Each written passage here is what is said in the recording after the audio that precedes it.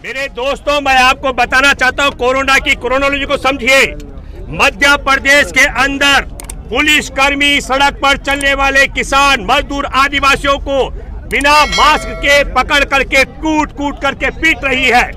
ये समझिए आप, एक तरफ देश में तमिलनाडु से लेकर पांडुचेरी, असम से लेकर केरल, पश्चिम बंगाल में चुनाव की सभा हो रही है, जहां हमारे देश में प्रधानमंत्री नरेंद्र मोदी से लेकर अमित शाह तक खुले बिना मास्क के रैलियां कर रही हैं। इनकी एक एक रैली में कहीं 5,000, 6,000 लोग भी जुट रहे हैं, कहीं कहीं 8-10 हजार लोग इकट्ठे हो रहे हैं। न शारीरिक दूरी, न मास्क जरूरी, न कोरोना का भय है। लेकिन दूसरी क्रोनोलॉजी को समझिए कि हमारे यहाँ अभी कुंभ स्नान हो रहा है और 30 अप्रैल तक कुंभ चलेगा।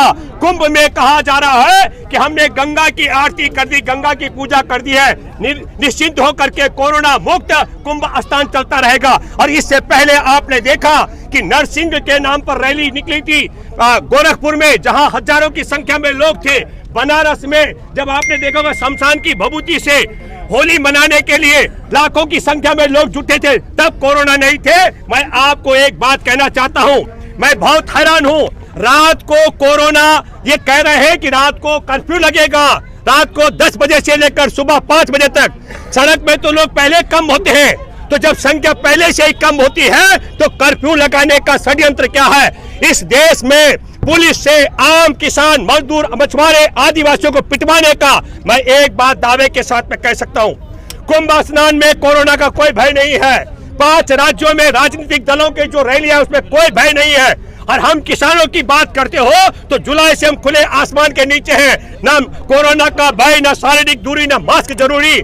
हमारी 3 काले कानून को हटाने के लिए लड़ने की है मजबूरी, एमएसपी की गारंटी के लिए लड़ने की है मजबूरी। लेकिन मैं बताना चाहता हूं, हमारे देश में रमजान और किसान दोनों लक्ष्य पर ले लिए गए हैं, इसलिए षड्यंत्र के तहत पुलिस को मारने पीटने की छूट दी जा रही है। ये मैं आप सबके माध्यम से कहना चाहता हूं। आप सब लोग जो मुझे सुन रहे हैं, अगर कोरोना कहीं है तो आप पहुंचिए, कुंभ स्नान देखिए हरिद्वार में कोरोना कहां है। आप अगर कोरोना का भय है तो देखिए नरेंद्र मोदी की 5 राज्यों की रैली में कोरोना कहां है। आप देखिए अमित शाह की रैली में कोरोना कहां है। मैं एक बात बताना चाहता हूं, देश में कोरोना किसान आंदोलन में नहीं है। अगर कोरोना का किसी को भय है, मैं बार बार बोलता रहा हूं, तो अपने गांव में, अपने कस्बों में, जिलों में, राज्यों में किसान पंचायत कर लीजिए, कोरोना भाग जाएगा। और दूसरी बात है, अपने अपने गांव से एक एक मुट्ठी अनाज लेकर के हमारे गाजीपुर के किसान आंदोलन में, हमारे सिंगू बॉर्डर के, शाहजहांपुर के बॉर्डर के, टिकरी बॉर्डर में परिवार सहित आइए, कोरोना भाग जाएगा। और तीसरा, इस देश में चुनाव हो रहे 5 राज्यों में भारतीय जनता पार्टी संघ परिवार जो देश में 3 काले कानून लेकर आई है और जो देश में न्यूनतम समर्थन मूल्य की गारंटी का कानून नहीं बनने दे रही है। ये मैं इसलिए कह रहा हूं, उत्तर प्रदेश, राजस्थान और मध्य प्रदेश में गेहूं की खरीद में इतने बड़े किसान आंदोलन के बावजूद हमारे किसानों को 196 करोड़ रुपए से ज्यादा का नुकसान हुआ, न्यूनतम समर्थन मूल्य नहीं मिला। और मोदी कहता है न्यूनतम समर्थन मूल्य था, न्यूनतम समर्थन मूल्य है, न्यूनतम समर्थन मूल्य रहेगा। और हम कहते हैं मूर्ख, इसकी गारंटी दे, गारंटी दे, गारंटी दे। गारंटी देता तो ये जो मैंने छोटा उदाहरण दिया, 3 राज्यों में गेहूं की खरीद पर 196 करोड़ का नुकसान हमारे किसानों को नहीं होता। मैं आपके माध्यम से फिर कहना चाह रहा हूं, कोरोना तो बहाना है, असल मसला इनका रमजान और किसान आंदोलन निशाना है। इसलिए पूरे देश के लोगों आप समझ लो, इनके चुनाव की रैली में कोरोना नहीं होता है, हमारे किसान आंदोलन में कोरोना नहीं होता है।